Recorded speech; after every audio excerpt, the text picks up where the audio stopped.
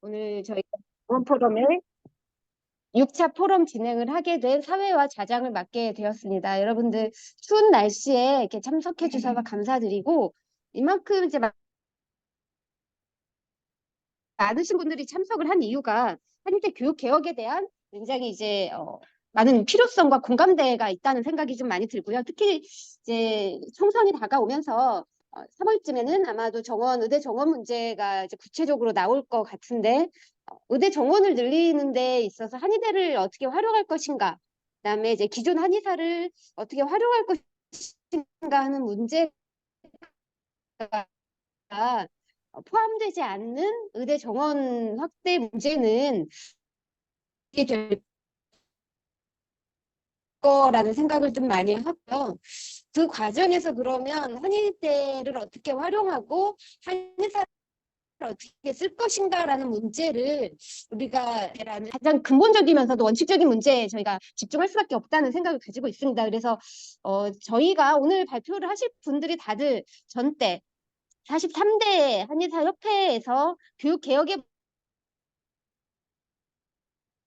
문제를 가지고 굉장히 많은 분들, 그다음에 특히 한의학교육평가원장을 맡으셨던 신상우 지금 현재 부산대 교수 포함해서 한의대 교육개혁에 굉장히 많은 관심과 활동을 해오셨던 분들을 모시고 우리가 지금 교육개혁의 필요성, 그다음에 이제 방향, 그다음에 어떻게 해야 될지 이런 부분들, 그다음에 특히 의료 통합이라고 하는 부분에 있어서, 그다음에 의대 정원 확대라는 문제에 있어서 우리가 어떻게 이 문제를 풀어갈 것인지에 대한 좀 의견들을 모으고 앞으로 그러면 이제 협회장 선거도 얼마 안 남았는데 협회는 무슨 일을 해야 되는지를 좀 중심으로 논의를 진행을 해볼 생각입니다. 그래서 신학교 좀 준비되셨으면 먼저 의학교육혁신의 국내외 현황과 우리가 지금 만들어 왔던 카스 2021의 지향점에 대해서 전 한평 원장님이시고 현재 부산대 교수님 맡고 계시는 신상우 교수님 모시고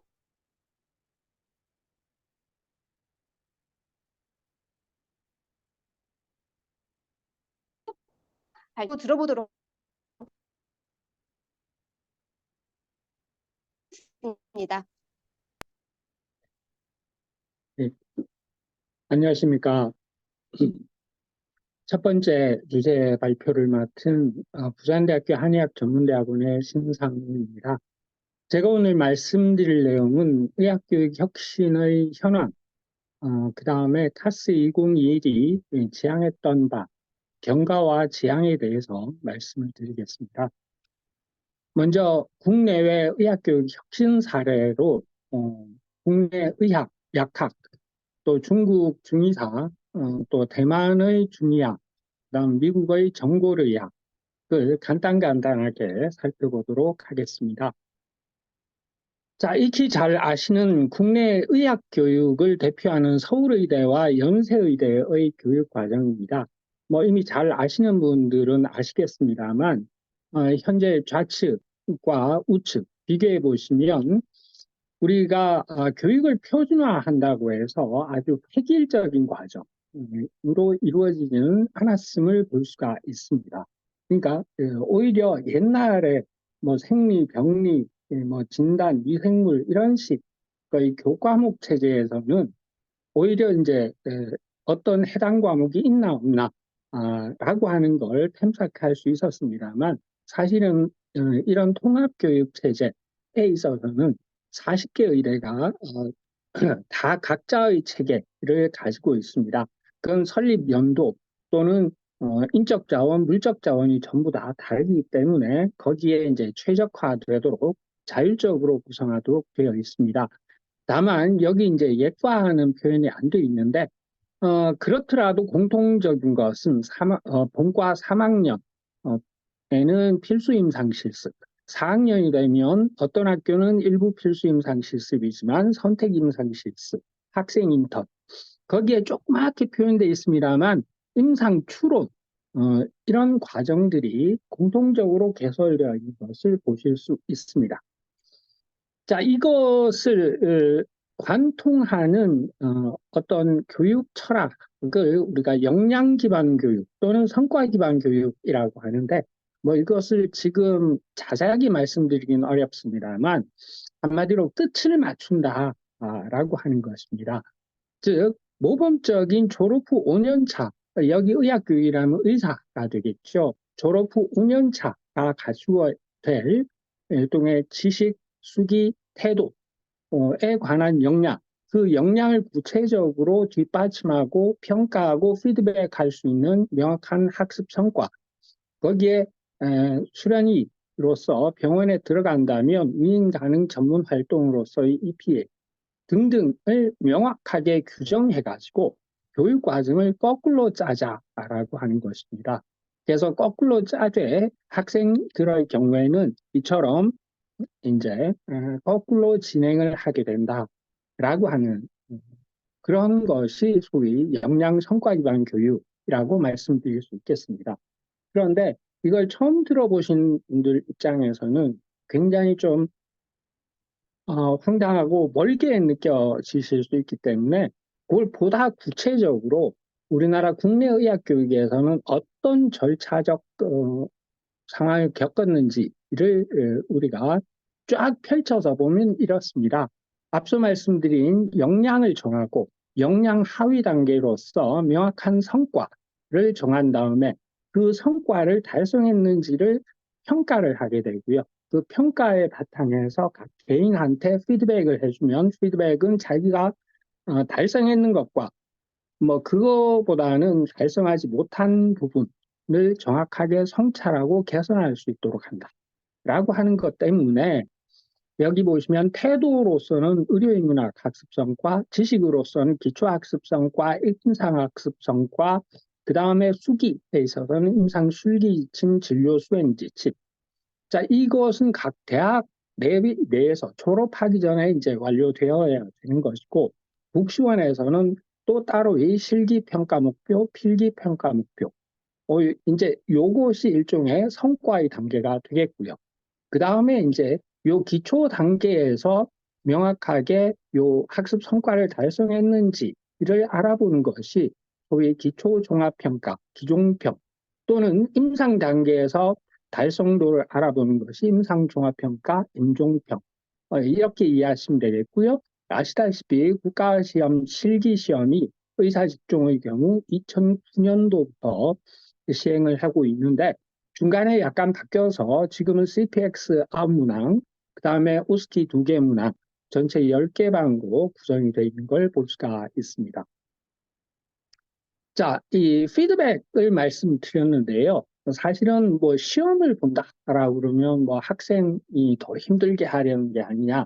뭐 이제 이런 오해가 있습니다만 사실은 약 70%는 대학이나 교수한테 더 유용할 것이고 학생의 경우에 이게 허들이긴 하지만 최소 필수 여건으로서 요구하는 거기 때문에 그다지 난이도를 중점을 두진 않습니다. 오히려 피드백할 자료 여기 보시면 임상종합평가 요 임종평의 사례인데요. 그 의과대학의 모 학생의 걸 제가 이제 스캔해 온 겁니다. 그럼 1교시, 2교시 해가지고 교시별로 자기 소속 대학에서의 취득 점수 석차 이것도 있지만 전체 참여 대학 여기서는 이제 뭐 예컨대 40개 대학이 다 참여했다라고 그러면 거기에서 이제 점수가 나오는 것이고요. 이걸 과별로 봤을 때 통합 문제이긴 합니다만 굳이 문항을 과별로 분류했을 때 내외 산소 정신 해가지고 요 과별로 또 석차가 나오고 그다음 더 중요한 것은 약 100개의 환자가 호소하는 주소, 그걸 뭐 임상 표현이라고 하는데요. 그 100개, 그러니까 여기서는 앞에 한 7개 정도만 나와 있고 뒤에서 뭐 93개는 쭉 연달아 있는 거죠. 그래서 학생한테 피드백 할 때는 A4용지 한 3장 정도가 피드백 되는 것으로 압니다. 그러면 이 각각의 주제, 가려움증은 한 문항이 나왔고요. 이 한 문항을 맞췄으니까 얘는 석차가 전국도 1등이 되겠지만 예컨대 가슴 통증의 경우에는 10문항이 나왔는데 얘는 5개밖에 못 맞췄네요. 그러니까 이제 석차가 이렇게 쫙 나와 있는 걸 볼 수가 있습니다. 그래서 우리가 학력고사나 수능 문제집 같은 걸 봤을 때 매번 모의고사를 치면 이 피드백 되지 않습니까? 그것처럼 기초종합평가나 임상종합평가 등을 쳤을 때 이게 피드백이 자세하게 될수록 자기가 무엇이 부족한지 그 영역을 찾아서 성찰하고 개선할 수 있는 그런 계기를 제공해 주는데 목표를 둔다라고 이해하시면 되겠습니다. 자, 그런 의미에서 우리 국내 국가시험의 평가 목표를 이렇게 비교해 보시면 의사 국가시험의 평가 목표로 책자로 배포되고 있는 것은 522개의 필수 질환을 초점으로 하고 있습니다. 네, 이걸 약간 벗어날 수는 있지만 기본적으로는 이거를 소위 시험 범위로 하고 있는데 반면 우리 한의사 국가시험의 경우에 현대지식 질병수라고 하는 것이 2225개입니다. 이거 혹시 의사, 한의사 바뀐 거 아니냐 오해하실까봐 제가 스캔한 걸 그대로 보여드리고 있는데요. 이거는 진짜 우리가 이 숫자, 의사보다 4배를 더 배운다라기보다는 우리 자체 내에서 뭘 가르치고 있고 뭘 배우고 있고 그래서 무슨 시험에서 어떤 초점을 둬야 되는지에 대해서 아직 우리가 정리가 되지 못했다라고 하는 걸 나타내는 것으로 볼 수 있습니다. 그래서 사실은 뭐 통합의료 이런 거 아니더라도 우리가 지식의 등급화와 연계화를 위해서 통합강의나 통합국시를 지향해야 된다라고 할 수 있겠고요. 약학의 경우에는 이제 표방하는 것으로는 56개 질환은 약대 6년제 내에서 반드시 가르치고 평가하도록 그렇게 요구되고 있습니다. 말씀 나온 김에 약학교육의 경우에 제가 6년제 뭐 교과 과정을 저도 잘 모르기 때문에 그걸 설명드리는 것보다 핵심은 이들은 37개 대학 1,830명 정도의 입학 정원을 가지고 있습니다.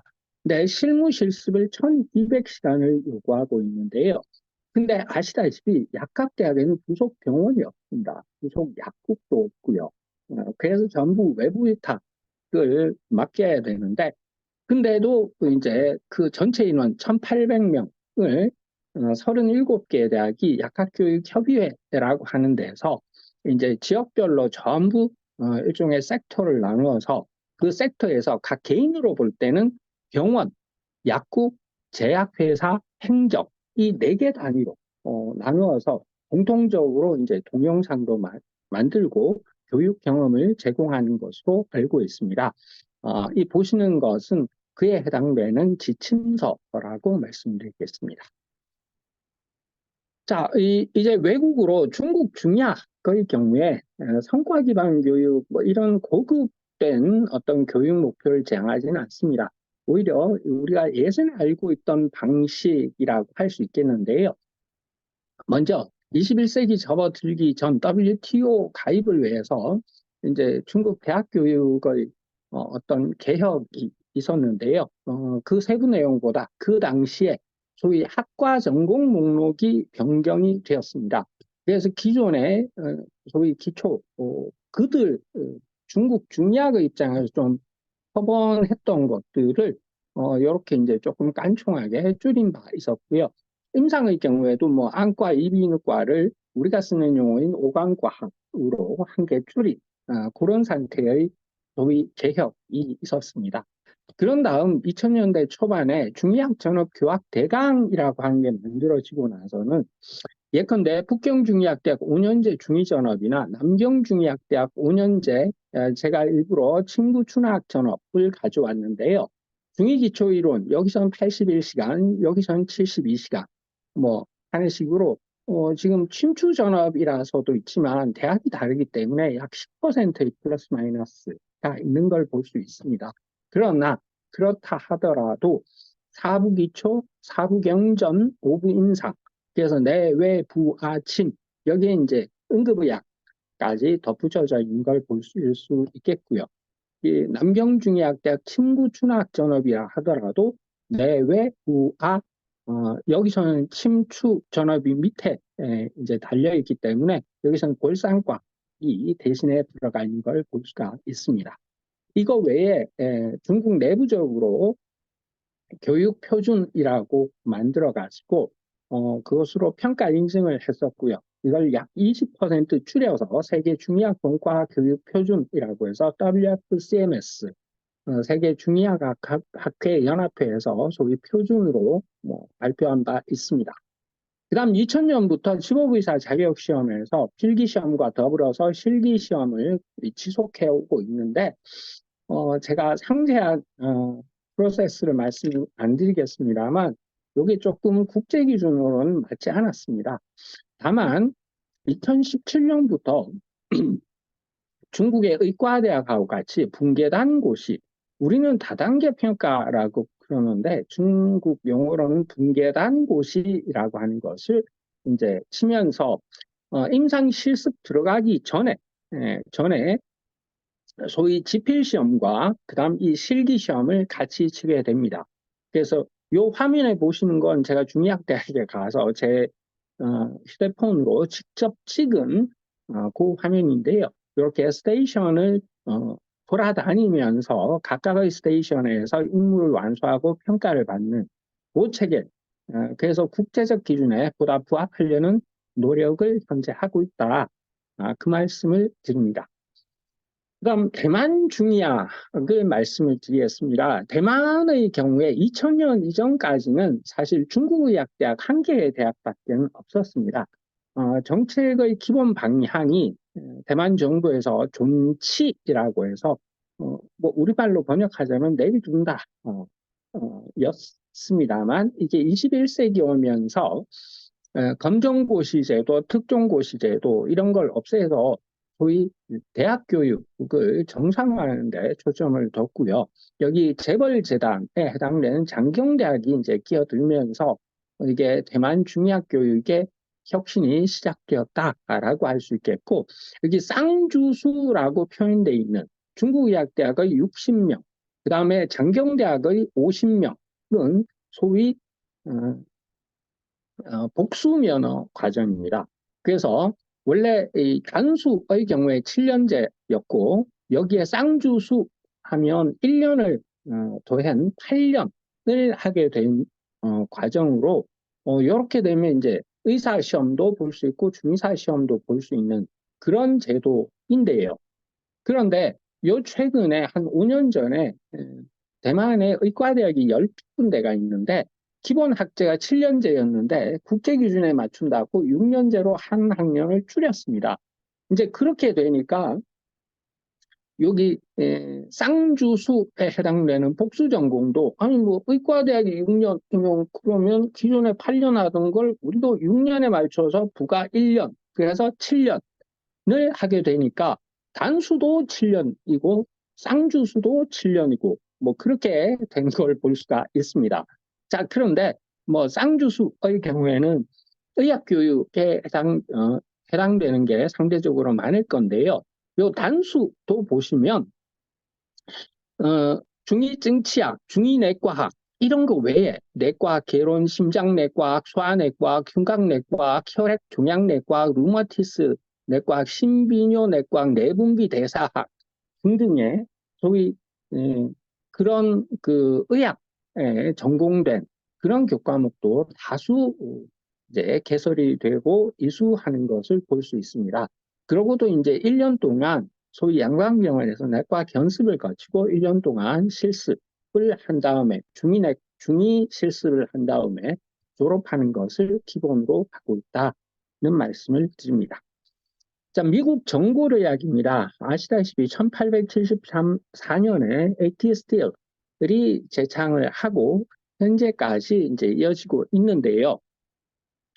2005년 표입니다만 여기 보시면 소위 MD가 64%이고요.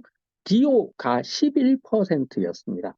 이제 또 한 20년이 흘렀기 때문에 이게 퍼센테이지가 상당히 높아졌을 걸로 생각이 되는데 요 2020년을 기점으로 해서 MD와 DO가 레지던트 매칭 시스템 그러니까 각 대학 병원 각 병원 각 과별로 레지던트를 뽑기 때문에 의과대학이나 전골대학 졸업자들이 수많은 곳에다가 자기가 소위 지망을 합니다. 그래서 소위 독립진료 개원이가 되려면 반드시 수련을 거쳐야 되는 게 이제 미국 제도기 때문에, 그래서 누구나가 다 졸업자는 레지던트 매칭 시스템에 지원을 해야 되는데요.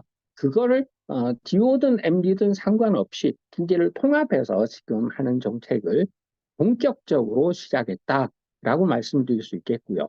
이건 미국 가정의학회에서 낸 자료입니다. 여기 오렌지색 이 MD의 레지던트 1년차, 패밀리 메디슨에 들어가는 레지던트 1년차의 추이를 나타내고 있고요. 그 다음 2003년부터 2023년 작년까지 보시면 여기 회색으로 된 것이 DO의 지망률이 되겠습니다. 유일이 아니고 숫자. 그래서 2020년을 기점, 그 전부터 해서 이게 급격하게 올라가고 있는 걸 볼 수 있겠고요. 작년의 경우에 패밀리 메디슨 영역에 있어서는 MD보다도 DO가 살짝 더 많아진 것을 볼 수가 있다. 아무래도 DO의 경우에 그 홀리스틱하게, 본인들 표현으로는 홀리스틱이라고 그러는데요. 전체적으로 본다라고 한 특성. 이 공식적인 이유이고, 아무래도 뭐 예컨대 존스 홉킨스 성형외과 이런 데서는 MD들 뽑지 않겠습니까? 이제 그러다 보니까 조금은 지역 의료가 강화되는 그런 곳에서 주로 DO를 뽑는 것으로 알고 있습니다. 자, 이렇게 된 데에는 교육 과정을 따라간 것도 있고요. 평가 시스템을 우리가 통상 USMLE의 경우에 스텝 1, 스텝 2, 스텝 3 이렇게 표현하는데, 이 DO 시험 제도를 우리는 콤플렉스라고 합니다. 이걸 스텝이라고 그러지 않고 레벨 1, 2 이렇게 표현하는데요. 이름만 다르지 똑같은 형식의 시험을 그대로 시행하고 있는 것을 우리는 볼 수 있다는 것입니다. 그래서 제가 방문했던 DO의 한 대학인데요. 이거 뭐 자세하게 설명드리긴 어렵습니다만, 일주일, 대표적인 일주일의 한 주일, 전형적인 주의 경우에 를 보시면 월, 화, 수, 목에 걸쳐서 이런 대규모 약 180명의 학생을 한 강의실에 놔두고 전체 강의를 하는 것은 6시간밖에 없습니다.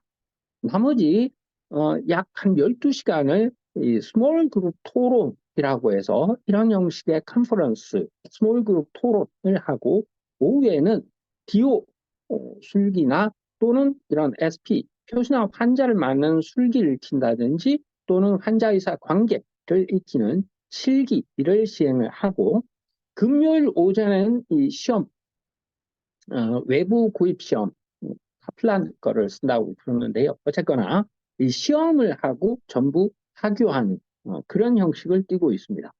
근데 아마 여러분들도 느끼실 겁니다. 공부는 언제 하지? 6시간 강의하면 되는가? 라고 하실 수 있는데, 사실은 강의는 전부 다 기본적인 지식 습득은 온라인으로 익히도록 그렇게 구성되어 있습니다.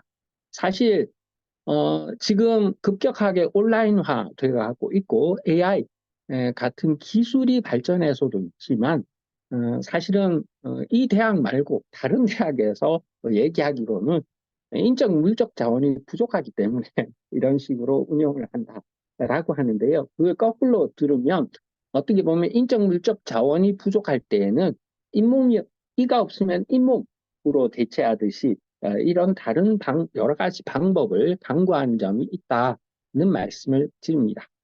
자, 지금까지는 주로 해외 의학 교육의 혁신 사례였고, 카스 2022들이 경과와 지향에 대해서 간단하게 말씀을 드리겠습니다. 사실 한의학 교육 평가 인증 기준 카스, 이거는 이제 Korean Accreditation System, 이 Korean Medicine Accreditation System에서 카스이기도 하지만요, knowledge의 K, attitude의 A, 그 다음에 skill의 S, 그래서 카스이기도 합니다. 즉 지식과 수기와 태도를 고루 발전시키겠다 라고 하는 의지를 나타내는 것이라고 할 수가 있겠습니다. 전체 9개의 영역으로 되어 있는데, 뭐, 지금 시간상도 그렇고, 지금 와서 이거를 상세하게 말씀드리는 것은 별 의미는 없을 것 같고요. 자, 이게 2019년 3월 16일 한의과대학 학장협에서 우리가 교육과정 개선안으로 보는 바와 같은 표를 채택을 한 바 있습니다. 즉, 앞으로 한의학 교육을 의생명과학에 기반을 둔 한의학 교육으로 발전시키겠다. 그래서 예컨대, 이 밑에 건 이제 예시입니다. 주당 30시간 곱하기 18주, 지금은 보통 15주, 16주, 시험 포함해서 16주 하고 있는데, 그러면 480시간을 540시간으로 하고, weekly knowledge check을 하는 것을 기반으로 해서 강의를 개별 과목 또는 통합 강의로, 다만 이것은 대학 자율로 한다. 그다음에 임상 실습을 참관형에서 참여형으로 바꾸는 것을 기본으로 하는 것을 채택을 한 바 있습니다. 이것은 사실은 의료정책연구소에서 통육년제, 지금과 같은 예과 본과 시스템이 아니라 이제 고등교육법이 개정이 돼서 이제 통육년제가 가능해졌는데요. 이랬을 때 임상 실습 전 교육을 3년, 임상 실습 교육을 3년, 이런 것을 이제 모범적인 과정으로 채택을 한 바 있었고요. 거기에 바탕을 두고 기초의학, 지금 현재 학제로 말하면 기초의학, 그다음에 기초 한의학을 소위 2년에 걸쳐서 50%, 50%. 그러면 이제 만 1년, 1년에 해당이 됩니다. 그다음 본과 2학년 때 임상 강의, 본 3 때 필수 임상 실습, 본 4, 1학기 때 선택 실습, 파견 실습, 학생 인턴제, 요것을 기본으로 해서 선택을 했고요. 2012년도에 의료정책연구소에서 나온 내용을 보면 한의과대학에서는 이미 의과대학에서 강의로 가르친 내용의 75%를 이미 포함하고 있다. 그래서 현행 6년제 의학과 한의학의 통합교육 과정을 편성하는 것이 최종적 학부 교육의 방향으로 적당한 것이란 판단을 했다라고 했는데요. 이러한 근거들의 바탕을 가지고 저희는 한평원 입장에서는 이게 한의과대학도 이렇게 하지만 만약에 의과대학 중에 한의학 교육을 통합하고 싶으면 이런 방향으로 같이 하자라고 제안하는 형식이었다는 걸 말씀을 드립니다. 그 다음에 총괄평가 개선안으로 한의과대학 학장협 워크숍에서 2023년 2월에 기초종합평가를 실시하고 2026년 1월에 통합국시를 실시하고 2030년 2학기에 실기시험을 도입하자라고 결의를 한 바 있습니다. 앞서 말씀드린 표준교육과정과 더불어서 이 총괄평가 개선안 협의된 것을 바탕으로 했고요. 그래서 차기 인증 기준을 개발함과 동시에 한평원 차원에서 진료 역량 학습 성과, 진료 수행 지침 초안, 그다음 기초의학 학습 목표 등을 개발을 한 바 있고, 사실 문제은행 시스템을 구축을 해서 여기에 기초종합평가 중에 여기 기초의학 학습 목표의 예시문항 한 20문항씩을 이제 개발을 한 바 있습니다. 그다음 한의학진흥원 과제를 수주해서 CPX 모듈 및 예시 비디오를 개발을 한 바 있고 여러 국제의학교육지 침류를 번역 배포해서 교수진 개발에 활용하도록 조치를 한 바 있습니다. 네, 요게 이제 문제은행 시스템인데 여기 쓰여 있는 것처럼 현재는 없습니다. 원래 있었는데 어디로 갔는지 제가 뭐 현재는 잘 모르겠습니다. 그다음 이거는 그냥 계획이었 뿐이었는데요. 여기를 문제은행 시스템, 이거는 사실 교수님들이 문제를 출제하는 것이고요. 학생들이 기종평이나 임종평은 CBT, ABKMC.KR 뭐 이런 식으로 접속해서 전국 공통으로 시험을 보면 될 거다. 더 나아가서 할 수만 있다면 인터넷 강의, 비디오, 찍례 등은 뭐 이런 뭐 이 도메인 이름이야 별 의미는 없습니다만 이런 형식을 통해서 계속 발전시키면 전국 12개 대학이 골고루 교육적 부담을 조금은 나누어지면서도 우리가 취약한 감염내과, 외과, 산과, 응급의학 등의 강의에 있어서는 좀 부담을 덜 수 있지 않을까 하는 계획을 가지고 추진을 한 바 있었다는 말씀을 드립니다. 예, 고맙습니다.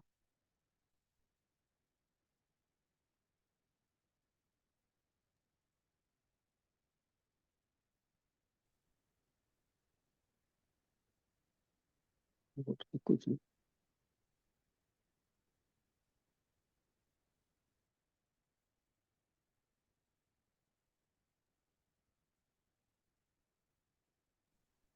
예, 신성호 교수님 발언 잘 들었습니다.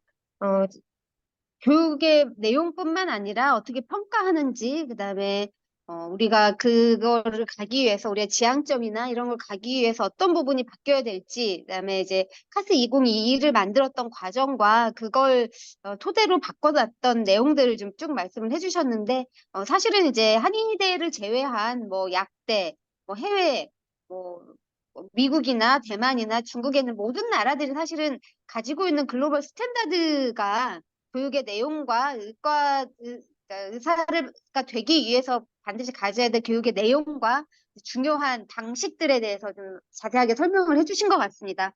다음으로는 저희 그 박종훈 전 한의사협회 부회장께서 발언을 해주실 텐데요. 우리 앞으로 어떻게 이제 해왔었던 것뿐만 아니라 의대 의학 교육 통합이라고 하는 과정에서 이 교육개혁은 또 어떤 의미를 가질 것인지에 대해서 말씀을 좀 해주시겠습니다. 네, 안녕하십니까. 전 한의사협회 부회장 역임했던 박종훈이라고 합니다. 앞서 신상훈 교수님께서 아주 귀한 강의를 잘 해주셔서 저도 아주 감명 깊게 잘 들었습니다. 내용이 좀 중복될 수가 있는데 제가 조금 더 저의 주제에 맞춰서 또 말씀을 드려보겠습니다. 제가 발제할 주제는 교육개혁을 통한 의료통합 방안인데요. 교육개혁 그리고 의료 일원화는 한의계 미래를 좌우하는 가장 중요한 아젠다이며 의대 정원 확대라는 사회적 이슈에 맞물려서 한의대 정원 이관과 정원 축소 등과 함께 토론하고 이해하는 것이 좋습니다. 그래서 오늘 발제의 부제는 한의대 정원 이관과 정원 축소라고 하였습니다. 목차가 6가지로 구성을 했는데요. 목차를 뭐 구분해서 진행하기보다는 시간의 흐름과도 연관이 있고요. 스토리로 연결되기 때문에 흐름대로 한번 진행해 보겠습니다. 네, 전 협회 때의 회무의 일을 말씀을 조금 드리겠는데요. WDMS 재등재 노력이 43대 협회가 출범하자마자 진행을 했던 아주 중요한 회무였습니다. 아시다시피 2010년도에 11개, 그때는 부산 한의전이 없었기 때문에 11개 한국 한의대가 모두 WDMS에 등재되어 있다가 제외되는 이제 그러한 사건이 있었습니다. 그 당시에도 이제 그 협회와 정부가 노력을 해서 거기에 대한 불합리성을 어필을 했지만 결국 제외된 채로 10년이 흐르게 되었고요. 저희 협회가 43대 협회가 출범을 할 때 추나급여와 본사업 진입이 굉장히 중요한 바쁜 일정의 회무였지만 이 WDMS 재등재 노력은 그것보다도 한의사의 법권이나 미래의 역할에 대해서 더 중요한 아젠다였기 때문에 굉장히 중요하게 임했던 회무였습니다. 그래서 2018년 3월에 그 노력을 개시했고 2018년 6월에 복지부 장관 명의의 그 WDMS 재등재 요청 관련 공문을 마련해서 사무처 WFM이 그 세계의학 교육 협회죠. WFME의 사무처에 발송을 완료했습니다. 그리고 2018년 9월에 한국 사절단을 파견해서 WFME 임원진과 면담을 하였습니다. 당시 그 박능우 복지부 장관이 재임하던 시기였는데요. 복지부 장관과 협의하여서 우리 한의사가 의사로서 한국에서 역할을 하고 있다는 사실을 조목조목 밝혀서 서신을 보냈습니다. 이 서신과 함께 여러 가지 첨부 자료들을 묶어서 공문으로 발송을 했었고요. 그 서신의 주요 내용을 제가 슬라이드에 잠깐 담았는데 첫 번째로 그 한의사는 의사로서 생명과 건강을 지킬 수 있도록 교육과 훈련을 받고 있다. 그리고 그 한의대 교육 과정상 기초 생물의학 과학, 형태과학 및 의학윤리 교육이 이루어지고 있다. 두 번째로 주로 1차 의료를 담당하는 피지션으로 활동하고 있다. 세 번째로 이러한 상황에서 WDMS에 등재되어 WDMS에서 제외되는 것은 형평성에 어긋난다. 중의대들은 등재가 되어 있었지만 이제 한의대가 등재가 되지 않았기 때문에 이런 말을 했고요. 네 번째로 여러 가지 임상 논문들을 발표하고 있다. 증거 기반의 그런 임상 연구들을 발표하고 있다는 이제 사실을 적었습니다. 왼쪽에 보면 이제 박능무 장관의 서명을 날인한 것이 보이고요.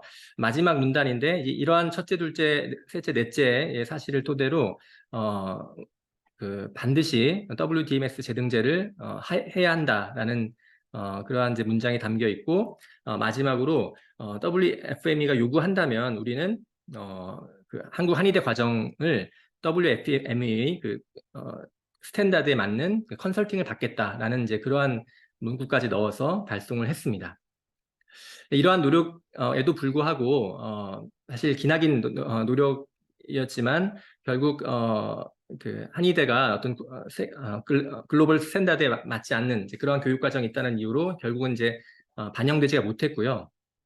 결국 WDMS 리스트에서 제외되는 것이 그대로 유지가 되었고 오히려 중의대 중에 또 중의대들의 또 많은 8개의 중의대가 오히려 함께 퇴출되는 이제 그러한 일도 또 일어나게 되었습니다.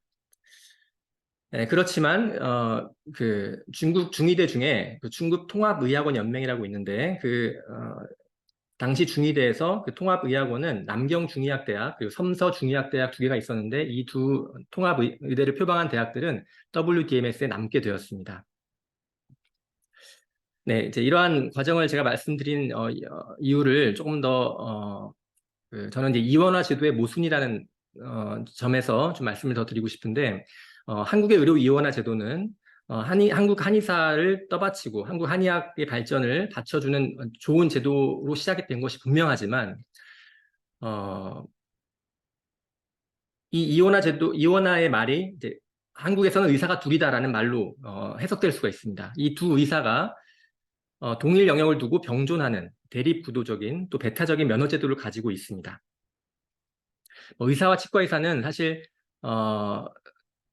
이제 뭐 내과 의사, 이비인후과 의사 이러한 이제 20여 개 전문 과목 의사와 비슷한 격으로 치과 의사가 있는 것이지만 한의사는 그러한 여러 과별 의사들과 또 다른 이종의 의사라는 이제 그러한 개념으로 이원화 제도가 시작이 되었는데요. 그러다 보니까 현대와 의사와 한의사를 현대와 전통이라는 정체성, 속성을 그렇게 담게 되었고 또 한의학 원리라는 이제 그러한 속성이 부과되면서 굉장히 빠른 의학 기술의 발전을 통해서 나오는 여러 가지 신의료 기술이나 신약 개발 그리고 국가보험제도에서의 어떤 급여화 사업 이런 부분에서 굉장히 형평성이 무너지는 기울어진 운동장에서 활동을 하는 한의사가 되게 되었습니다.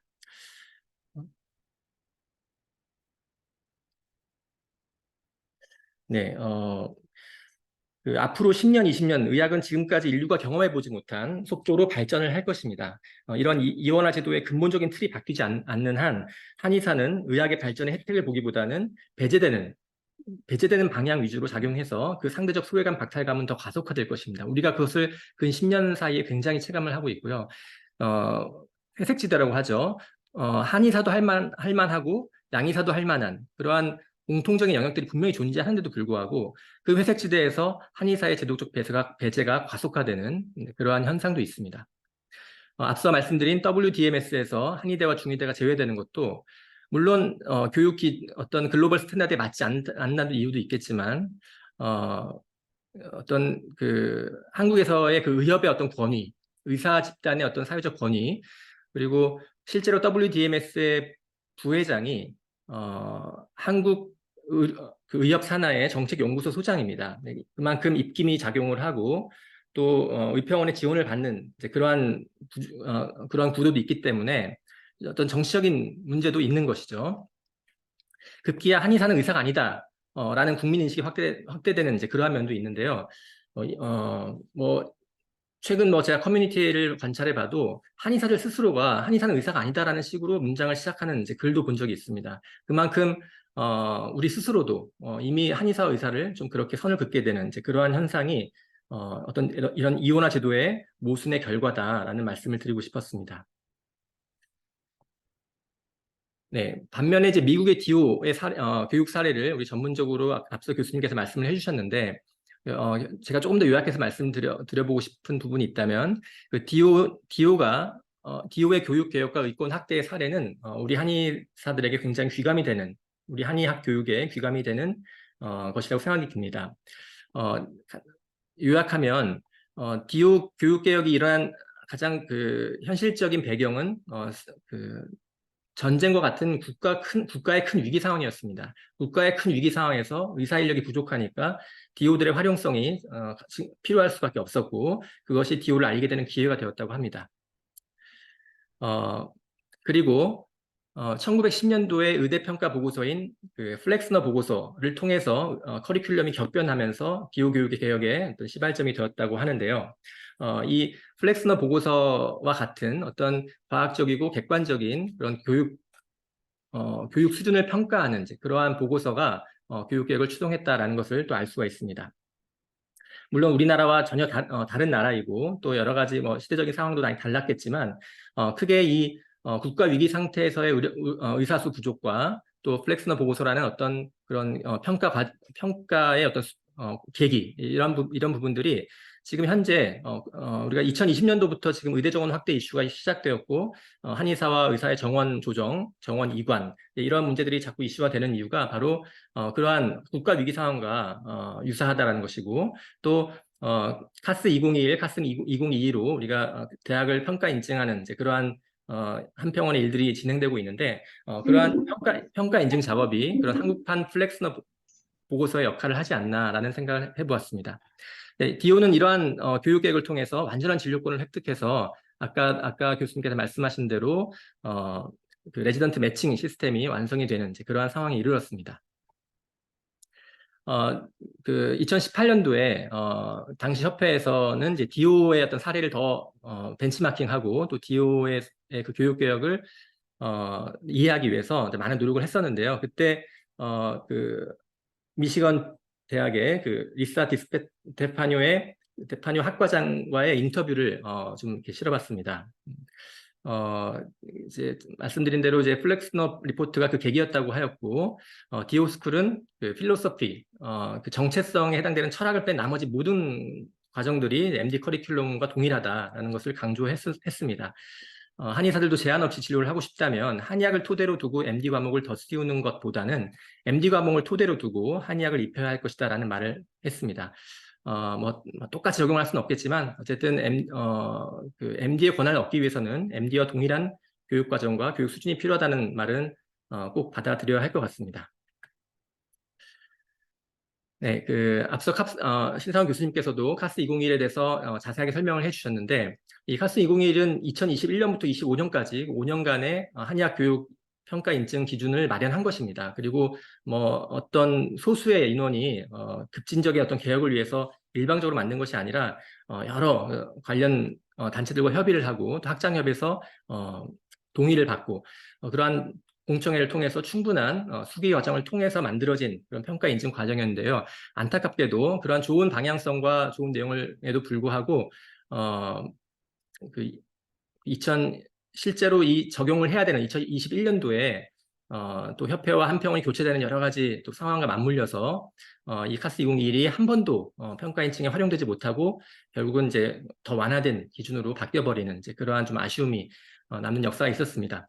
어쨌든 이 카스 2021을 우리 당시에 재창을 준비를 하고 평가 인증에 활용하려고 했던 것은 그 한의사 국가시험 후에 1차로 임상 실무에서 수행하게 될 직무 역량 배양의 중요성을 고려하고 다양한 요소에 대해서 WFME 수준을 유지함을 평가하려고 하는 것이었습니다. 그리고 궁극적으로 기초의학 교육을 강화하고 이 기초의학 교육은 이제 기초 한의학도 있지만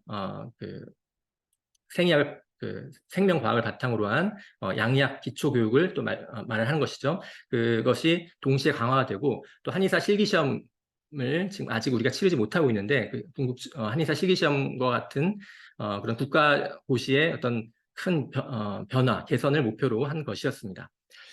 이런 강화된 평가 인증으로 교육 혁신이 추동될 것이다라는 기대를 많이 했던 것이죠. 그러한 국시의 어떤 변화라든지 기종평과 임종평 등의 어떤 평가 시스템은 다 맞물려 있습니다. 우리가 한의사 국가시험에서 실기시험을 도입하기 위해서는 한 10년 정도의 시간이 필요합니다. 그 로드맵을 마련한 것이 카스 2021을 만들면서 했던 작업이고요. 2020년부터 2030년까지의 그런 로드맵을 쭉 정리한 표입니다. 결국 2030년도에 제1회 한의사 실기시험을 시행할 수 있는 그러한 방향성을 가지고 준비를 했던 것이고요. 이 실기시험을 실시하기 위해서는 기종평도 있어야 되고 임종평도 있어야 되고 이미 이제 CBT는 이제 정착이 되었는데 CBT나 또 여러 가지 평가 방법들이 다 맞물려서 돌아가야 합니다. 이게 10년이 걸린다는 말씀을 드렸는데 의과, 치과의 경우에 예를 보면 의과 같은 경우에는 2000년도에 시작해서 2010년도에 그 실기시험을 시행하게 되었고요. 치과 의사들은 치과 국시는 2011년도부터 그 시행 연구를 시작해서 2021년도 정확히 10년 만에 최근이죠. 재작년에 제1회 치과 의사 실기시험을 시행했습니다. 이렇게 지금 현재 우리가 아까 보여드린 로드맵에서 2020년도부터 시작해서 2030년도에 목표로 했던 것이 정확히 의과 국가고시에 비해서는 20년, 치과 국가고시에 비해서는 10년이 늦어진 그런 로드맵입니다. 네. 그래서 더 이상 늦어지면 안 되는 그러한 로드맵이죠. 네, 이것을 잘 지켜나가기 위해서는 카스 2021부터 정착되고 했어야 되는데 그런 부분들이 지금 현재 많이 계획대로 진행되지 못하고 지금 머물러 있는 것이 굉장히 안타까운 상황입니다. 당시 그러한 로드맵을 가지고 한의과대학 한의학전문대학 원장 한대협이라고 하죠. 한대협에서 선언하기를 통합의대로 전환을 촉구한다라는 성명문을 발표하기도 했습니다. WDMS에서 중의대가 퇴출을 했지만 통합의대를 표방한 중의대는 잔류한 것처럼 우리도 그런 통합의대의 어떤 방향성을 가져야 한다라는 그런 성명문이었습니다. 이러한 진행 상황에도 불구하고 그 협회와 한평원이 교체 후에 카스 2021을 적용해야 될 시점에 이제 여러 가지 또 반발도 있었겠죠. 그리고 카스 2021이 굉장히 까다롭다라는 그러한 분명히 대학 현실의 어떤 목소리도 있었을 것입니다. 그러한 그러한 목소리들을 통해서인지 어쨌든 우리가 여러 가지 공청회나 수기를 통해서 만들어진 카스 2021은 단 한 번도 실행되지 못하고 카스 2022로 완화되고 말았습니다. 카스 2022로 바뀌어진 그런 내용들을 살펴보면 일단 평가 기준 수가 98개에서 70개로 축소가 되었고요. 그다음에 기초의학 강화를 표방을 했지만 용어 자체에서 기초의학이라는 용어를 삭제하고 아까 신 교수님 보여주신 50대 50의 그런 비율 기준도 삭제되었습니다. 그리고 기종평을 반드시 실시해야 된다는 그런 필수 기준도 삭제되었고 임상실습 시간 기준도 1500시간을 카스 2022에서 제시를 했지만 1200시간으로 완화되었습니다. 1200시간은 아까 약대에서의 임상실습 기준과 같은 시간이죠. 약대는 아까 말씀하신 것처럼 부속 약국, 부속 병원이 없습니다. 그래서 외부의 외부의 선택 임상 실습이나 제약회사나 그런 행정 실습까지도 다 임상 실습으로 그렇게 규정을 했는데 지금 카스 2022로 완화되면서 그 약대와 같은 1200시간의 한의대 부속 병원이 있음에도 불구하고 1200시간의 기준으로 완화되었다는 것이 조금 안타깝고 또 외부 자유 선택 실습을 그렇다고 또 많이 허용한 것도 아니고 또 제한을 했습니다. 그런 부분도 좀 차이점이라고 할 수가 있고요. 또 오스키와 CPX의 기준도 디테일한 부분에서 완화가 되었습니다. 제가 조금 주목해서 봤던 부분은 형식적인 기준에서 큰 차이는 아니지만 기초와 임상의학 정의에서 주 항목에 이러한 문장들이 통째로 빠졌습니다. 뭐 이것이 빠졌다고 해서 기준이 확 바뀌었다라고 보기는 어렵지만 어떤 카스 2021이 지향하는 어떤 정체성이나 그러한 지향하는 목표를 좀 잃어버린 것이 아닌가라는 생각을 하게 하는 그러한 부분이라고 할 수 있습니다. 임상의학은 이러한 8개 한방 과목과 더불어서 세계의학교육협회에서 권고하는 여러 그 임상 과목들을 다 아우른다라는 이제 그러한 표현들이 빠짐으로써 어떤 그런 통합의대를 지향하는 이제 그러한 한의대의 어떤 발전 방향에서 카스 2021의 어떤 도약을 조금 도약이 꺾이는 것이 아닌가라는 이제 그러한 어떤 지표가 되는 그런 현상이라고 저는 생각이 들었습니다.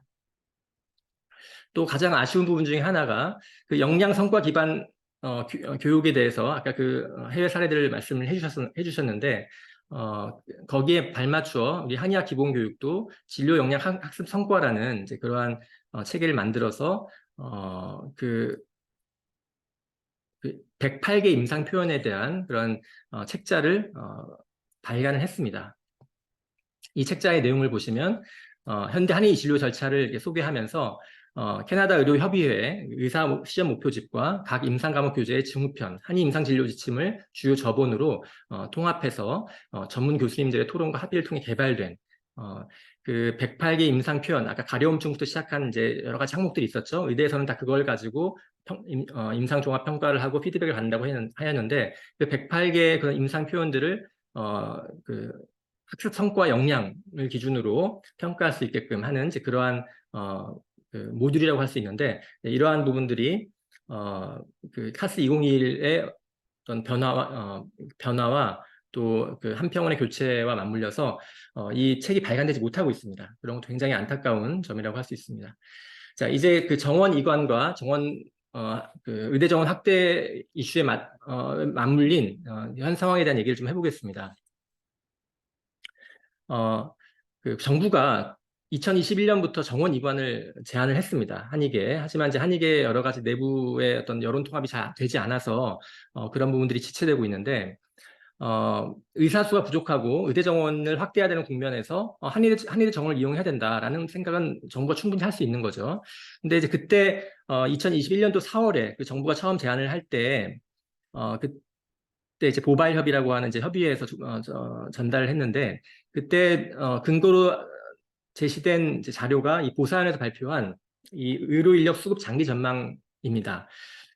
여기 보시면 치과 의사는 현재 1,084명이 이제 남고 의사는 1,837명이 부족한 상태입니다. 그리고 이게 2030년이 되면 치과 의사는 3,030명이 잉여 인력이 되고 한의사는 1,391명이 잉여 인력이 되고 의사는 무려 7,600명이 부족해진다. 이러한 연구 결과가 있었는데요.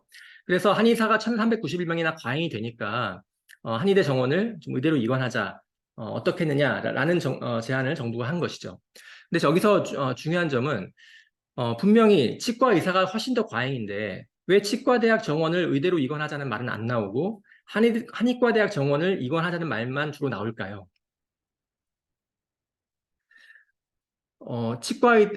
치과대학들이 의대랑 같이 있는 경우가 훨씬 더 많죠. 한의과대학보다. 그러면 정원 이관도 훨씬 편할 겁니다. 과별 균형을 위해서 치과 의사가 무려 3,000명이 남고 일반 의사들이 7,000명이 부족하면 당연히 치과 의사를 치과의대 정원을 의대 정원으로 이관하는 것이 훨씬 편할 것입니다. 그런데도 한의대 정원에 대한 얘기가 자꾸 나오는 것은 바로 정부가 이 정원 이관을 말을 할 때는 어떤 교육 1호나 의료 1호나 교육 통합을 전제로 염두에 두고 말을 하기 때문입니다. 정원 이관은 교육 통합을 전제로 등장하는 말입니다. 이 의료 일원화는 대한민국 50년 보건의료 역사에서 불가피하게 정해진 길이다라는 이제 뭐 정부 관료의 말도 있었는데요. 이러한 어떤 정원 불균형을 조절할 때 그 한의사 의사의 어떤 갈등, 의료 이원화 제도의 모순을 해결하는 또 좋은 방안으로 대안이 되기 때문에 그래서 치과 의사보다는 한의대 정원 이관을 정부가 말을 하는 것입니다.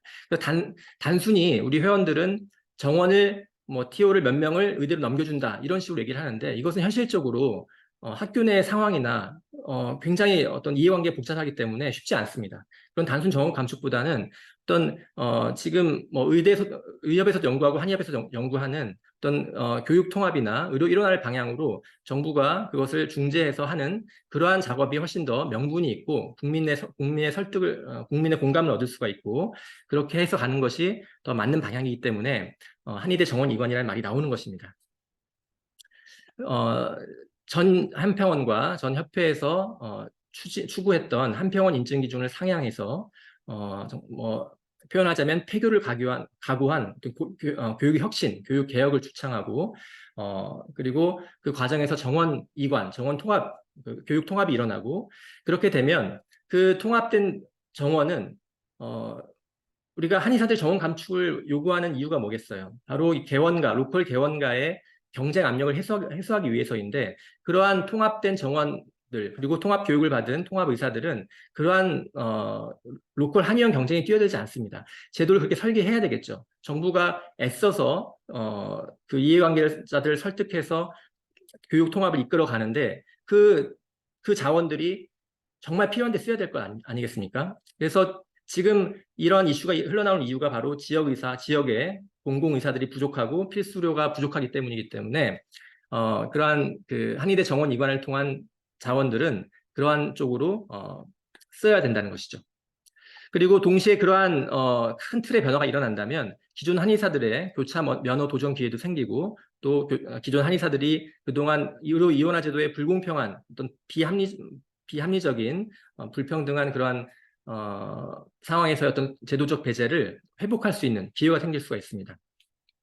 아까 그 대만 중의대 교육과정을 말씀해 주셨는데 쌍주수, 그러니까 면허를 다 교차 면허로 받을 수 있는 그런 쌍주수 과정이 8년에서 7년으로 줄어들고 그냥 의대 과정은 6년입니다. 그래서 결국 1년밖에 차이가 안 나는 이제 그러한 상태이기 때문에 또 그 2012년도 의협 연구 보고서에서도 한의사와 의사의 교육 과정은 75%가 겹친다라는 말을 했습니다.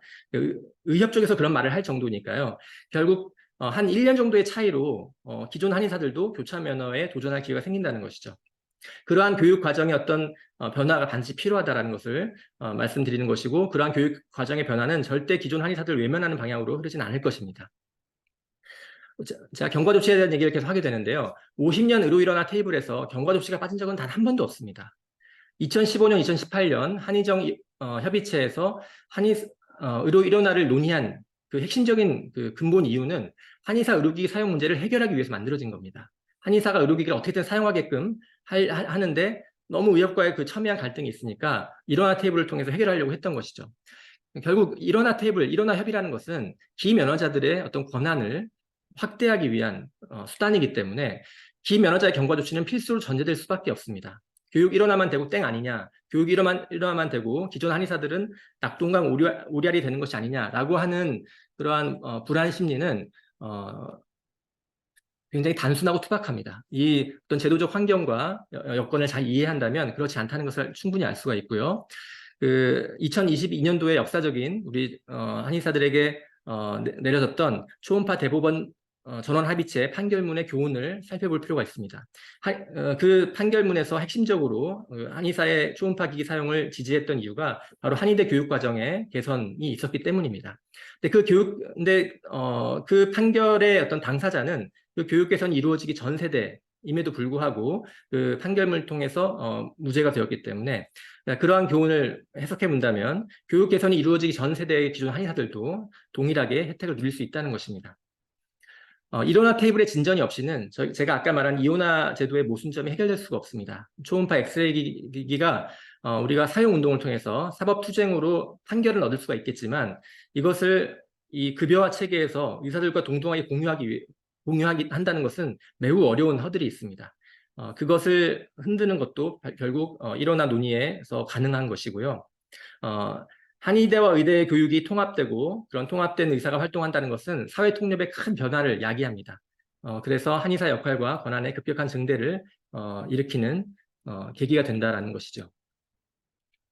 이것은 저희만 주장하는 것이 아니라 의협에서도 동일하게 주장을 합니다. 2012년 4월 의협정책연구소 보고서에 의하면 아까 앞서 강의에서도 소개를 해주신 보고서인데요. 한의대와 의대의 교육과정이 많이 겹친다라는 것을 말을 하면서 여기서도 의료 통합 시의 어떤 기면허자 대책을 명문화하고 있습니다. 의료 일원을 하게 되면 의료법상 의료행위 제한이 폐지된다. 결국 배타적인 이원화 면허 체계가 바뀌는 것이죠. 의료법이 바뀌는 것이고요. 건보 급여를 공식 인증 교육 프로그램, 상호 학회 가입을 통해서 교육을 받으면 인정해주겠다. 이러한 것이고요.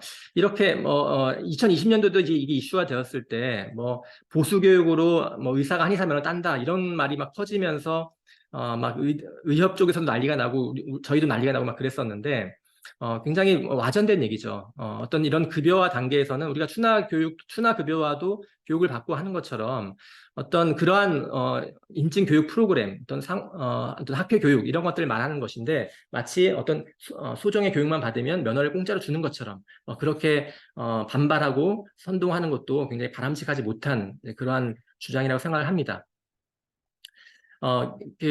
그래서 여기 이 연구 보고서에서 무려 의협의 보고서입니다. 거기서 경과조치 규정을 어떻게 말을 했냐면 아까 이제 대만의 어떤 1년 차이를 말씀드렸잖아요. 전일제로 1년 정도의 소요를 통해서 학점을 이수한다면 그 교차 면허 시험 자격을 부여한다는 그러한 경과 규정도 마련을 제시를 하고 있습니다. 네, 이제 발제를 마무리하고자 하는데요.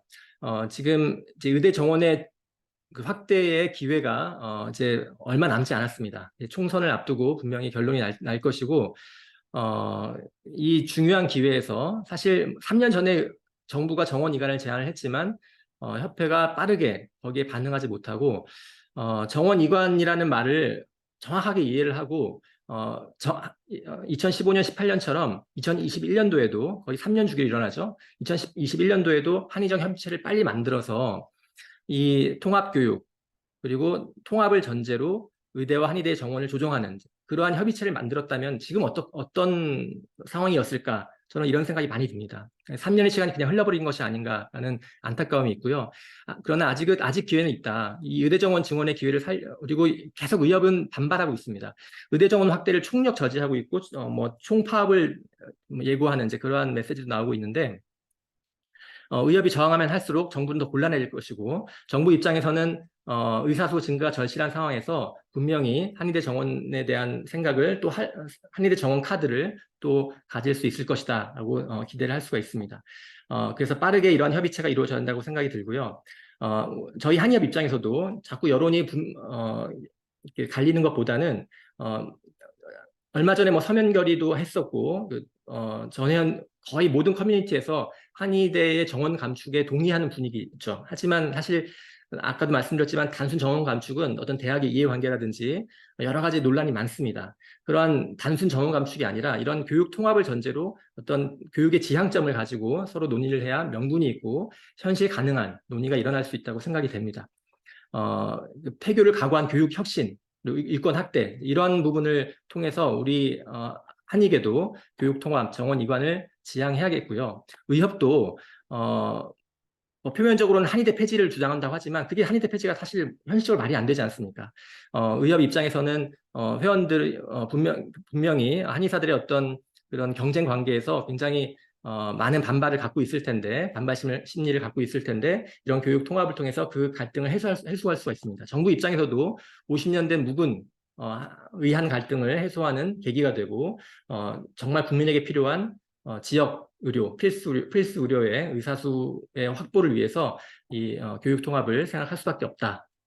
그래서 정부와 의협과 한의협이 분명히 만나는 그 지향하는 교차점이 있다는 것을 말씀드리고 싶습니다. 이 의대 정원 증원의 기회를 반드시 살려서 이 이원화 제도의 벽을 허무는 그러한 계기가 되었으면 합니다. 네, 이상 발표 마치겠습니다.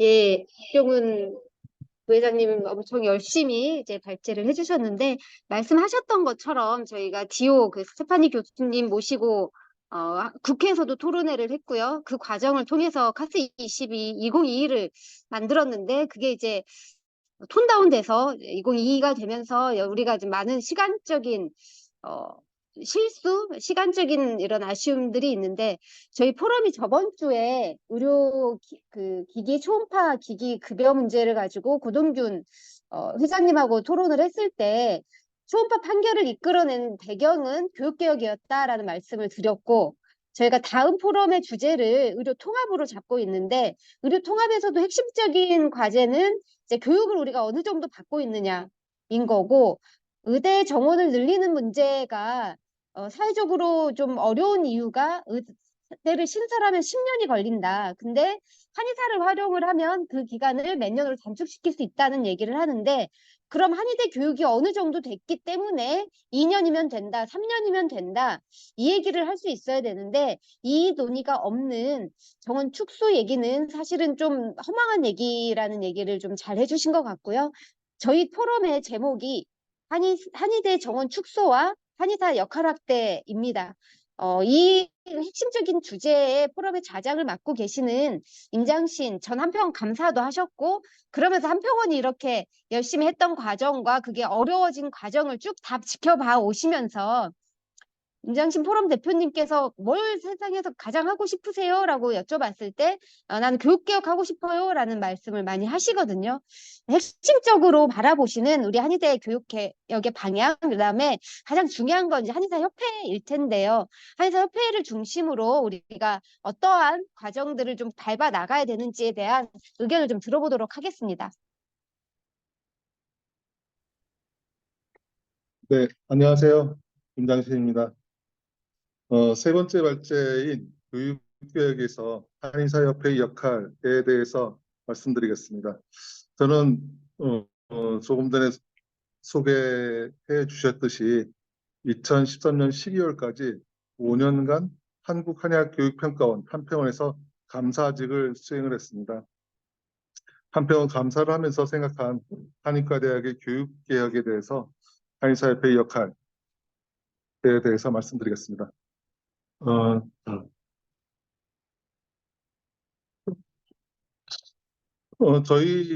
우리 포럼은 한의사의 정원 축소와 역할 확대를 위한 포럼입니다. 그 역할 확대는 구비화와 일원화에서 나온다고 저는 생각합니다. 구비화는 한의사가 환자 진료에 필요한 행위가 다양해지는 것을 말하고 일원화는 진료실에서 진단과 치료에 제한이 없는 것을 말합니다. 그 키는 바로 저는 교육개혁이다라고 항상 말하고 다녔습니다. 자, 표를 보겠습니다. 한의과대학 교육 60년 어떻게 변했나, 또 한의과대학 60년 국시 어떻게 변했나 간단히 표로 보면서 넘어가겠습니다. 사담인데 저희 외삼촌이 60년대 중반에 동양의학대학을 다니셨고요. 저는 83년도에 한의과대학을 입학을 했고 제 아들은 공교롭게 2012년도에 한의과대학을 입학을 했습니다. 그 60년을 한번 가볍게 보겠습니다. 자, 첫 번째 표를 보시면 1955년도 동양의학대학 교육과정입니다. 기초의학과 임상의학 이렇게 나눠져 있고요. 그 과목 옆에는 당시 교수님 이름이 적혀 있는 걸 볼 수 있습니다. 표 2번은 1960년에서 1963년 동양의학대학 교육과정이고요. 경희대학으로 치면 6년제 1기가 아마 66학번으로 제가 기억을 하고 있는데 66학번도 아마 이 기준에 의해서 그 대학 교육을 받지 않았을까? 6년간. 다음 보겠습니다. 요거는 85년도 제가 대학을 다니던 당시에 85년도고요. 요거는 교양 과목이고 그 다음은 이제 기초 한반 기초가 예과 때의 1, 2에 많이 포함되어 있고요. 그 다음을 보면 이제 임상 그 실기까지 본 3, 4때 하고 있는 것을 볼 수 있습니다. 다음 표를 보겠습니다. 이거는 2005년도 교육과정이고요. 제가 이 표를 쭉 보여드리는 이유는 사실 큰 변화가 없다라고 하는 걸 보여드리려고 지금 보여드리는 거고요. 다음 장 보시면 이렇게 그 2055년도부터 2060년대 초중반 그리고 2005년까지 학과와 그 시간수 시수죠. 시수가 큰 변화가 없더라라고 하는 거를 보여드리면서 다음으로 다음 장은 한의사 제도가 생긴 이후부터 2000년대까지 국가시험이 어떻게 변했는가를 표로 보여드리고자 했고요. 표에서 보시다시피 한의사 국가시험은 정신과학이 신경정신과학으로 보건복지 세부 법령이 늘어난 것을 제외하면은 1968년의 기본 틀에서 1991년에 본초 한방생리 상한론이 신설됐고 2002년에 사상의학이 신설된 것, 이거 이외에는 사실 변화가 거의 없다, 이렇게 볼 수 있고요. 2016년도에 한번 변화가 좀 있으려 했었는데 본초 생리가 제외되고 재활의학이 추가되는 안이 한의사 회원투표에서 부결되어서 지금에 이르고 있습니다. 안타깝게도 1968년의 기본 틀에서 거의 변함없는 국시가 유지되고 있다고 정리할 수 있겠습니다. 다음은요.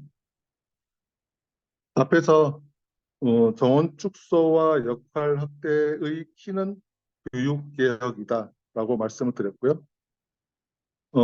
교육개혁에는 대학 재단의 투자가 반드시 같이 해야 합니다. 그로 인해서 교육의 내용과 질이 향상되고 세계 의과대학 목록에 재등재될 수 있는 노력이 필요하고, 이는 자연스럽게 현대 의료기기를 사용할 수 있는 근거가 되어서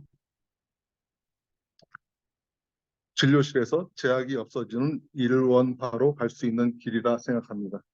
또한 대학병원의 투자가 대학병원이 활성화되어서 학생 임상 실습은 물론 신의료기술이나 임상 연구의 동력이 되어서 한의 행위정의 개발과 이어져 다양한 치료 도구가 개발되어 진료실에서 수준 높은 진료로 이어질 수 있는 급여화의 정점이 될 것입니다. 교육개혁이 따라오지 못하는 대학은 자연 도태가 되어서 부실대학을 정리할 수 있는 기회가 될 것으로 보입니다. 이 표는 대한한의사협회의 산하기관으로 한평원과 한대협이 있음을 보여드리고 있습니다. 이 표에서 보듯이 한평원의 당연직 이사는 대한한의사협회가 협회장이 이사장이 되고, 그 원장은 이사 중에서 선출이 되는데, 당연직 이사를 보면은 대한한의사협회장, 한의학학회장, 한방병원 협회장, 한의과대학 학장 협의회 의장, 국시원 원장, 보건복지부 장관, 교육부 장관이 추천한 분, 그리고 한의사협회에서 선임직으로 한의사협회에서 추천하는 5인, 학회장 추천 1인, 한방병원장 한방병원 협회에서 추천한 1인, 한의과대학 학장협의회에서 추천한 1인, 그리고 공익대표 1인, 이렇게 15인이 이사로 구성이 되어 있습니다. 그래서 한의사협회에서 협회장뿐 아니라 이제 그 협회 추천 5인이 들어가 있기 때문에 이 한평원에서 한의사협회의 역할은 상당히 크다라고 하는 걸 보여드리려고 이 표를 보여드렸고요. 그 다음에 한평원 이외에도 한대협이 그 한의사협회에서 그 자금을 지원해주는 그런 단체이기 때문에 이 한의사협회의 역할은 상당히 교육계획에서의 큰 부분을 차지하고 있다라고 하는 말씀을 드리겠습니다. 다음. 이 사진은 조금 전에 말씀드렸던 그 한의과대학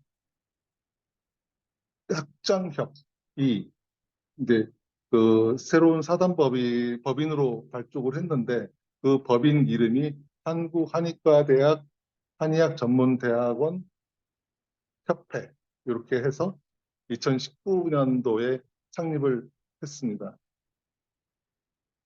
그래서 그때 창립을 하시면서 또 한의대 교육 표준 교환을 만들고 기종평과 인종평을 추진하겠다라고 하는 기사가 2019년 12월 19일 민족의학신문에 난 걸 발췌해 봤습니다. 다음은요. 그래서 교육개혁을 말씀드리려 하는데, 이 교육개혁은 첫 번째가 아까 우리 그 교육에서 어떤 한의사협회의 역할을 보셨듯이 협회장의 의지가 가장 중요하다라고 저는 말씀드릴 수 있고요. 그 다음에 대한한의사협회는 한대협과 한평원의 와의 공조를 해야 합니다. 그 한의협을 벤치마킹 한대협이 43대 그러니까 집행부 때 처음 시작됐고 협회 지원금도 투입되고 있습니다. 교육개혁을 위해서 협회와 한대협, 한평원이 힘을 모아야 하고 협회가 적극적인 개혁 의지를 가지고서 그 정치적 역할과 지원을 최선을 다하고 한평원과 한대협이 이 전문적인 한평원과 한대협이 전문적인 실무 역할을 해줘야 한다고 생각합니다. 그와 동시에 그 기종평, 임종평, 그리고 국가고시의 실기시험 이런 것들이 되도록 노력해야 하고요. 또한 내부 의견의 통합이 필요합니다.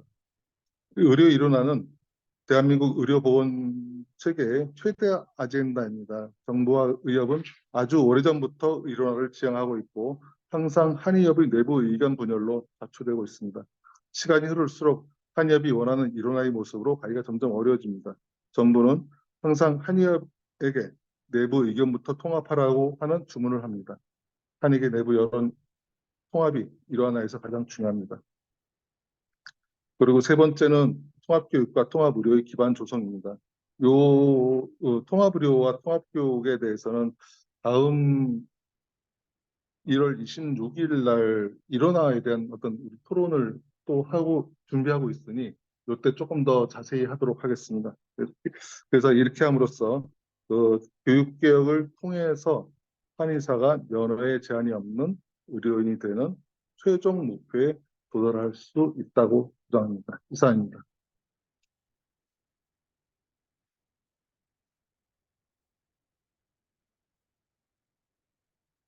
네, 지금까지 최근에 손에 네, 결제 주셨고요. 주셨고요.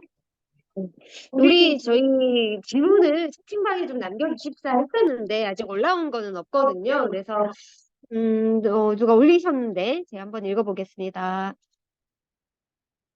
음, 네. 구체적인 어떤 방안을 좀 여쭤보셨는데요. 그러니까 몇 프로를 해야 되는 게 맞고 각 내과는 유지돼야 되는가, 그다음에 이제 누구인가까지 이제 질문을 하셨는데요. 결국은 우리가 이제 그 신사우 교수님께서 쭉 발표를 해주셨던 어느 정도가 그 의생명과학을 우리가 배워야 되고 그러면 이제 기존의 내용들은 어떻게 바뀌어야 되는가. 그러니까 저희가 사실은 지금까지 계속 기초의학이라든가 다른 부분들을 이제 통합해 가는 과정에서 내부 갈등으로 인해서 좀 못했던 부분들을 좀 지적을 해주신 것 같고요. 사실은 개혁은 개혁의 주체가 나서야 되는 부분도 있지만 저희가 대학 당사자가 아님에도 이렇게 모여서 있는 이유는 결국은 한의계가 전체적으로 같이 논의를 하지 않으면 자체 개혁이 좀 어려운 그런 어떤 지금까지의 경과들을 저희가 봐왔기 때문이다라는 생각도 듭니다. 그래서 신사우 교수님이나 다른 분들께서 아마도 질문의 의도는 제가 이해하기로는 한의대 교육을 바꾸기 위해서 어떤 방법론이 필요한가? 그다음에 이제 그게 안 됐던 원인들과 그러면 그게 가능한 방법은 무엇일까라는 질문이신 것 같아서 그 부분에 대해서 의견을 주실 분이 있으면 말씀 부탁드리겠습니다.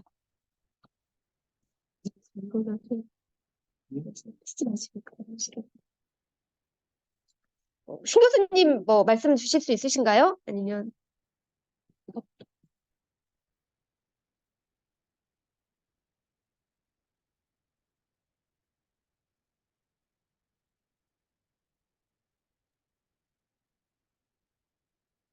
저한테 말씀하시는 건가요? 네, 아마도 예, 말씀을 좀 주실 수 있을 것 같아서 지금까지 어려웠던 부분들 많이 제일 앞선에서 일선에서 겪으셨고 그렇기 때문에 실제로 교육개혁의 방법론 우리가 어떻게 좀 가야 될지에 대한 질문이라고 저는 이해가 됩니다. 그 악마는 디테일에 있거든요. 더 잘 아시다시피. 그래서 디테일적으로는 굉장히 많은 우리가 논의와 고민이 필요할 것입니다. 대표적으로 한의사가 되려면 여기 질문하신 분께서 의대 교육의 몇 퍼센트를 이수하는 게 맞는가? 사실 이 질문을 하기 위해서는 현재 한의과 대학에서 배우는 양방 내용이 의과대학의 몇 퍼센트에 부합하는가, 그거를 먼저 우리가 답할 수 있어야 되지 않을까요? 대표적으로, 자, 뭐, 의료정책연구소에서 뭐 75%가 같다라고 했다. 근데 현재 의사국가시험의 필수 질환 수는 522개. 근데 우리 한의사 국가시험의 핵심 목표 학습 성과라고 잡혀 있는 데에 현대지식 질병 수는 2225개입니다. 522 이러면 산수가 안 되지 않습니까? 그냥 500개 잡고요. 우리 거가 지금 2000개 잡혀 있는데 그냥 2000개로 하겠습니다. 2225개 안 되니까 그 한마디로 근데 진짜 이 차이일까?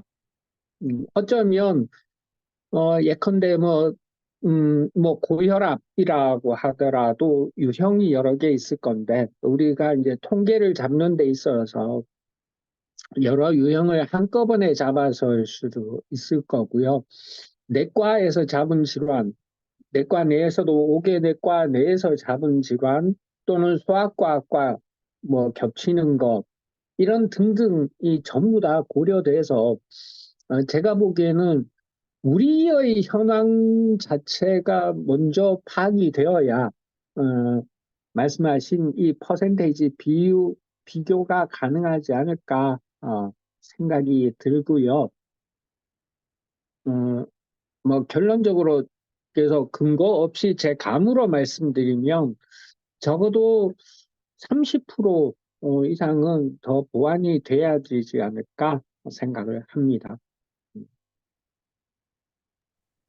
네, 저희 때 그 WDMS에 대한 이제 레터를 준비하면서 사실상 좀 디테일하게 북경의대, 그다음에 이제 서울대 의대, 경희대, 한의대 교과목을 분석한 적이 있었거든요. 근데 결국은 신 교수님 말씀하신 대로 교과목은 있는데 뭘 배우냐? 그 똑같은 생리학이라고 하는 과목 안에서 실제로 배우는 내용과 결국 이제 실라부스까지 내지는 거기에 어떻게 테스트를 하는가까지를 봐야 정확한 비교가 되겠다. 이제 과목에 대한 단순 비교 내지는 이런 과목을 몇 학점 배워요. 이렇게 해서는 근거가 부족하다는 얘기를 저희도 많이 했었고요. 말씀하신 대로 실제로 아웃컴, 이제 평가를 어떻게 받느냐, 그 사람이 그 거주 교육 과정을 거친 사람이 어떠한 능력을 보유하고 있는지에 대한 종합적인 평가가 좀 필요할 거라고 보고 사실 우리가 그러한 역할을 할 수 있습니다라고 사회에 얘기를 할 수 있으려면 그게 검증이 되어야 하는 부분에 대해서는 누구도 부정하지 않을 거라는 생각이 들고요. 질문해 주신 내용들이 그러면 사학이 그런 투자를 하기 위해서 어떠한 장치가 필요하냐? 그다음에 이제 그러면 한의대 교육 자체에서 기존에 있었던 한방내과라든지 뭐 이런 부분들은 또 어떻게 변화가 가능할 거냐? 부분들은 사실은 뭐 예를 들면 우리가 의대 교육에 의대 정원에 한의사를 활용하겠습니다라는 얘기는 사회적인 압력을 좀 더 가져와 보자 이런 얘기일 수도 있고 한평원이나 한대협을 활용하는 것들도 그런 어떤 사회적 압력과 뭐 이런 부분에 대한 이야기일 것 같은데요. 질문이 좀 구체적인 얘기와 좀 더 어떤 비전이나 이런 얘기들이 좀 섞어져 있어서 시간도 그렇게 많지 않은 상황이기 때문에 저희 발제자분들이 이 의견에 대해서 종합적으로 한마디씩 해주시는 걸로 저희 오늘 토론을 좀 마무리하면 어떨까 싶습니다. 그래서 신 교수님 말씀하셨으니까 박종훈 부회장님께서 또 이제 질문과 우리 오늘 나왔던 얘기 중심으로 간단히 좀 발언을 한 번 더 해주시면 좋을 것 같습니다.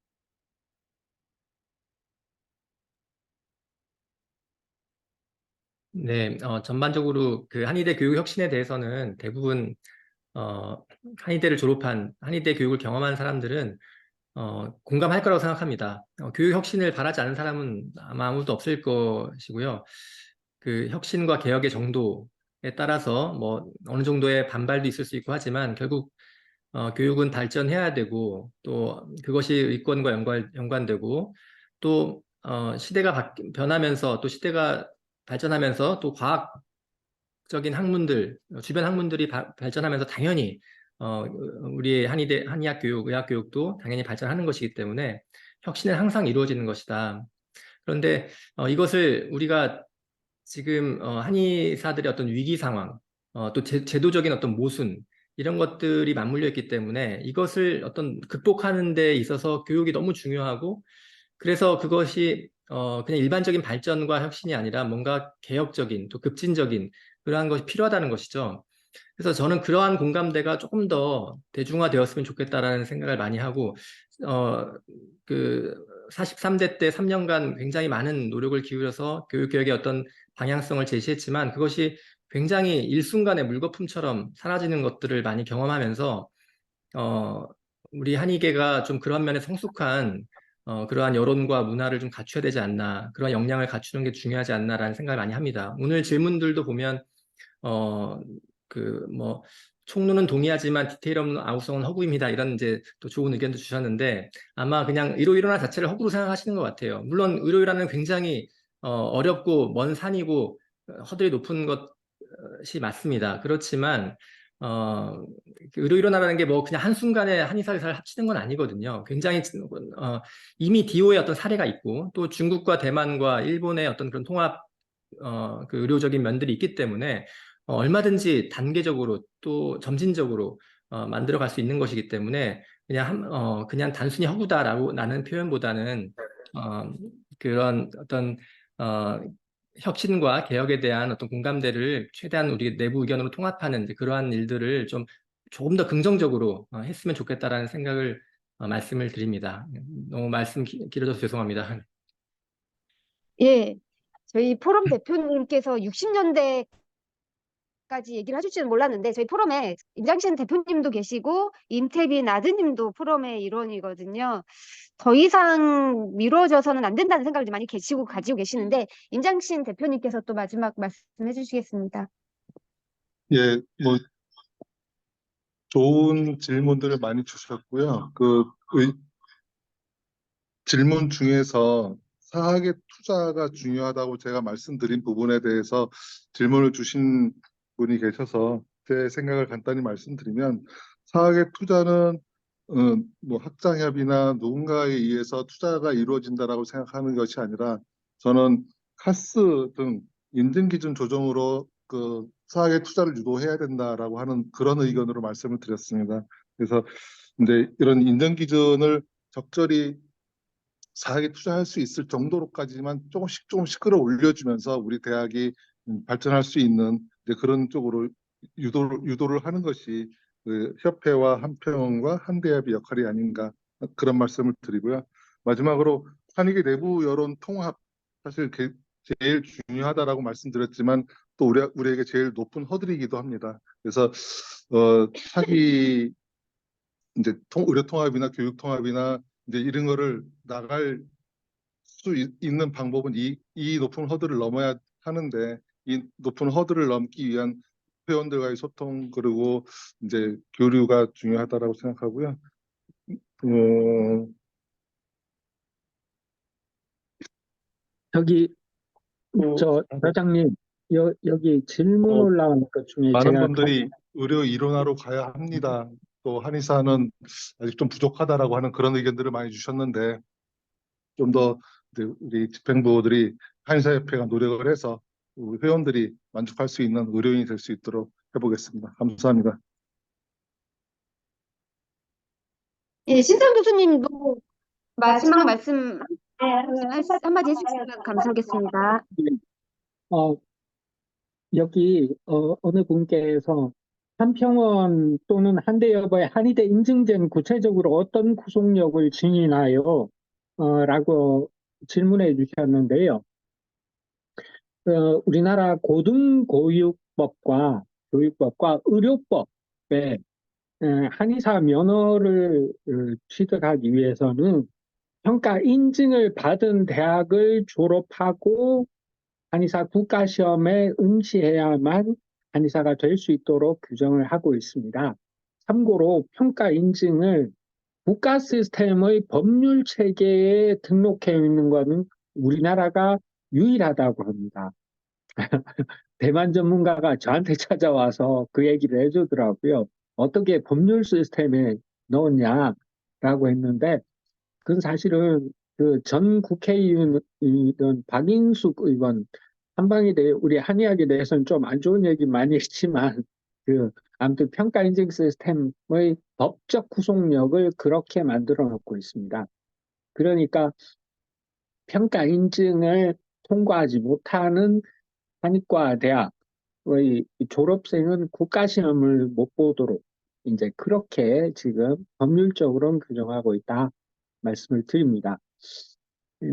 여기 국시개편이라고 하는 거, 사실 국시개편, 실기시험도의 뭐 기종평, 사실 원인과 결과, 선수와 후수, 이게 먼저고 이게 나중이고 이게 원인이고 이게 결과고 이거를 단정지어서 얘기할 수는 없는데요. 사실은 뭐 국시 개편이 됐건 뭐 특정 과목 얘기는 빼더라도 국시 개편이 됐건 실기 시험이 도입하기 위해서는 앞서 제가 말씀드린 여러 가이드라인, 지침 이런 것들이 다 마련이 돼야 시행이 가능합니다. 그러니까 한의사분들 입장에서는 최종 열매 에만 이제 관심이 있으시겠지만 책임을 지고 그걸 시행하고 또 시험에 응시했다가 혹시라도 그 시험에 떨어지게 되는 학생들이 그 당위를 받아들일 수 있어야 되거든요. 예, 아무 교육과 사전 훈련이 없이 그냥 실기 시험을 해서 뭐 배우지도 않고 피드백도 받지 않은 것 그렇게 갈 수는 없지 않습니까? 예, 그것 때문에 이제 10년의 세월을 말씀을 드립니다. 재단의 투자라고 하는 말씀도 사실 부산대도 마찬가지인데요. 이게 그냥 뭐 투자해 주세요라고 해서 재단이 나서지는 않습니다.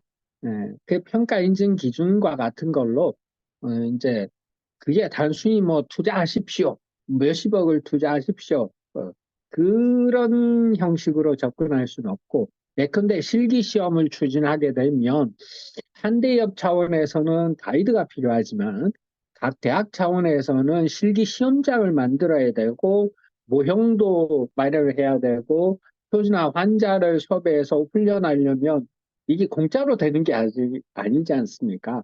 오히려 중우장대한 무슨 건물을 세우는 거는 가시적으로 보이고 재산으로 남는 거라서 좋지만 사실 표준화 환자를 훈련하고 교육에 투입하고 하는 거는 소모 비용이거든요. 그런 거를 평가 인증이나 이런 데서 강력하게 요구하지 않으면 저절로 우리 학생들의 역량을 증진시키기 위해서 우리 대학 본부에서 이런 투자를 할 거야. 이런 대학은 없습니다. 국대도 그런 건 없습니다. 예. 예, 예, 그래서 이게 뭐 10년 전, 적어도 제가 관여했던 20년 전에도 사실은 작은 한 발이었지만 이렇게 왜 교육이 안 바뀌고 있는지, 또 바뀌려면 구체적으로는 어떤 것들이 필요한지, 왜 협회의 피 같은 돈이 왜 교육에 투입되어야 되고, 또 각 재단에서는 왜 그런 반응을 보이는지, 그걸 다 이해할 수는 없더라도, 한의사, 분들도 조금은 저변을 넓혀서 그런 것들을 조금은 이해할 때 우리 집단 전체가 조금씩 바뀔 수 있지 않을까 싶어서 저도 이번 포럼에 참여했음을 부가적으로 말씀드립니다. 예, 고맙습니다. 예, 세 분 발제 다들 하고, 다들 하시는 말씀이 이제 정책은 많이 있다. 근데 정치가 중요하다라는 말씀을 많이 하시는 것 같고, 저희의 가장 큰 문제는 한의대와 한의사가 어떻게 하는지에 대해서 사회가 나서서 바꾸려고 하지 않는다는 거인 것 같습니다. 그러니까 의사가 부족하면 의사를 만들려고 노력을 하고 의대 교육이 문제면 사회가 나서서 그걸 바꾸려고 하는데 한의사들은 우리가 무엇 하든지 아무도 사회적으로 신경 쓰지 않는 이런 문제 때문에 저희가 다른 부분들을 개선하려고 하고 뭔가 이제 하려고 하는 것 같습니다. 그래서 그거의 핵심이 저희는 이번 정원 축소 시기에 의대 정원 확충 시기에 한의대 정원 문제와 한의사 활용이라는 주제인 것 같고 저희가 다음 포럼에 1월 26일 날 우리 가장 핫하신 분인 최여경 전 회장님